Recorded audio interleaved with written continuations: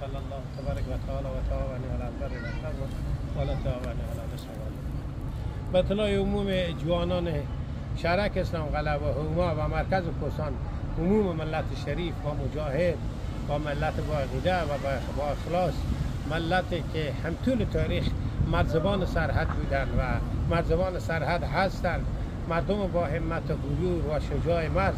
تا زمانی که فردا جمعه است انشالله ساعتهای 7 و 8 و 9 باید تا ساعتهای 8 در مجموع همه برادرها یک انسجام بسیار خوب، یک ایثارگری و فداکاری فراخوان عمومی انشالله تعالی همگی انشالله همکاری بکنه. هر کس به اندازه توان خود، کسی که کیسی و آب مدنی، کسی موشین دارد، هر کس هر نوع همکاری دارن، شرکت هایی که در منطقه و هم مردم هایی که چیز دارن در دست، هر کس برای ساخت کمک کنن در حدود 200-300 ماشین فردا انشالله تعالی دونی که ما گزارش رسیدن از مرکز کوهستان تا اسلام قلعه انشالله جمع میشن در گمرک برای انتقال مهاجرین.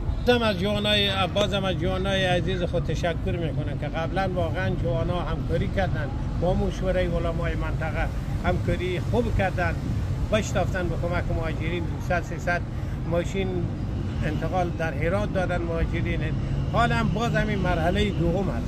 در این مرحله دوم هم انشالله تعالی امیدواریم بیشترتر همکاری بکنن، وحدت بیشتر نشان بدن و این نشانه وحدت مردم منطقه است و این نشانه ایثارگری فداکاری مردم سرحد است که واقعا دست وحدت دارن. طلسم نشنالیستی قومی همه بشکستن مانند برادر واحد، با کمک برادر واحد خب میشتابن اونا رو انشالله انتقال بدن.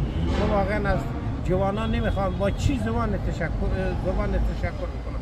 الله اونا رو عمر بدن، توفیق به وحدت بدن، توفیق به نصرت و یاری دادن برادرای مسلمان بدن. بازم ناگفته نماند برای دوستا همه میرسونه فردا ما تنها نگذارن، انشالله همکاری جدی فردا دول قبلا همکاری جدی داشته باشن و به صحنه بیاین و این کمک خود دوامدار بکنن. مهاجرین هم دوام دارن و انشالله تعالی یک کمک دوامدار باشن. نام، عزت، شرف همگی ما و شماست. چرا کمک به برادر مسلمان وظیفه مسلمان است و دین ما به ما امر کردن که بعد مسلمان به کمک برادر مسلمان باشه. خدا در اون بنده خونه تا زمانی که بنده در اون برادر خو باشه. انشالله الله ذوالجلال خواهیم که اون خور از ما و شما نگیرن و با ما توفیق بدن که در اون برادر مسلمان خو انشالله تعالی ما و شما بشتابیم و دوامدار این کمک دوام بدیم انشالله.